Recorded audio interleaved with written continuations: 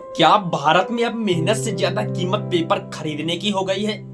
क्या करोड़ों छात्रों का भविष्य अब कुछ दलालों के सिस्टम की लापरवाही के भरोसे चल रहा है?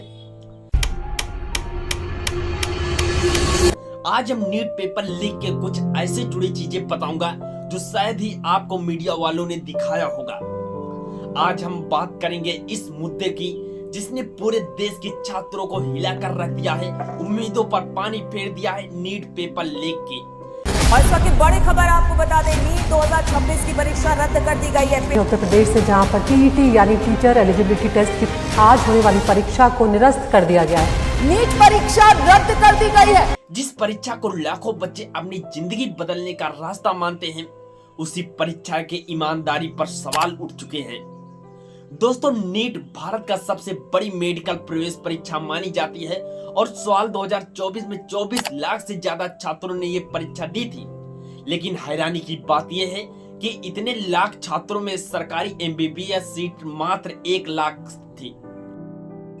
कोई किसान का बेटा था, कोई रिक्शा चलाने वाले का बच्चा था, कोई ऐसा छात्र था जो गांव में बिजली जाने के बाद दीपक जलाकर पढ़ाई करता था। कोई बच्चे 2-3 साल से ड्राफ्ट लेकर तैयारी कर रहे थे।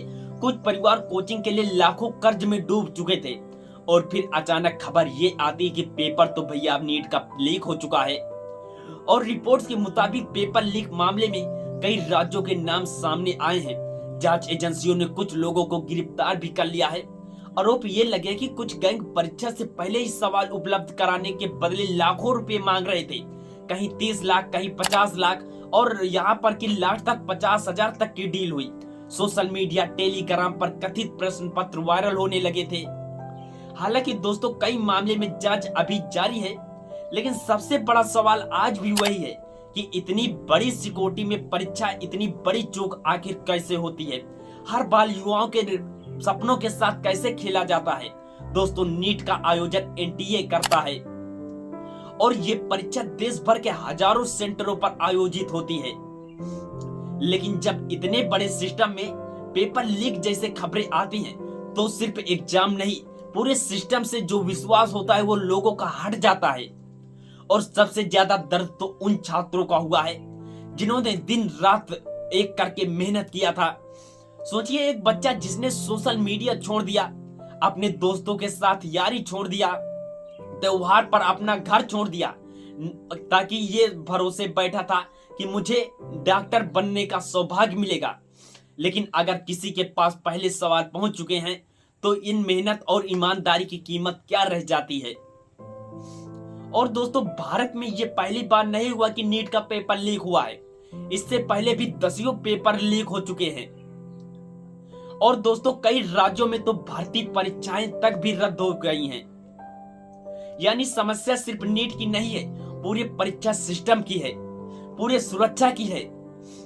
सोशल मीडिया पर लाखों लोगों को गुस्सा जाहिर किया है और दोस्तों, यहाँ पर छात्रों का कुछ ज्यादा गुस्सा देखने को मिला है। कुछ छात्र दोबारा परीक्षा की मांग कर रहे थे और कुछ निष्पक्ष जांच करने की मांग कर रहे थे।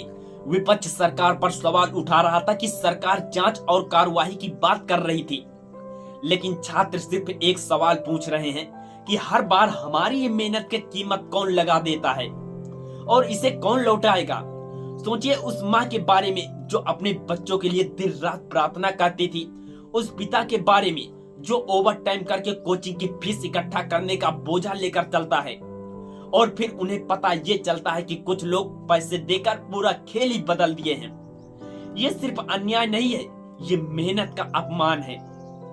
अब सवाल ये नहीं है कि पेपर लीक हुआ या नहीं हुआ, सवाल ये है कि क्या भविष्य में ऐसा दोबारा होगा? क्या सिस्टम सच में बदलेगा? क्या दोषियों को सख्त सजा मिलेगी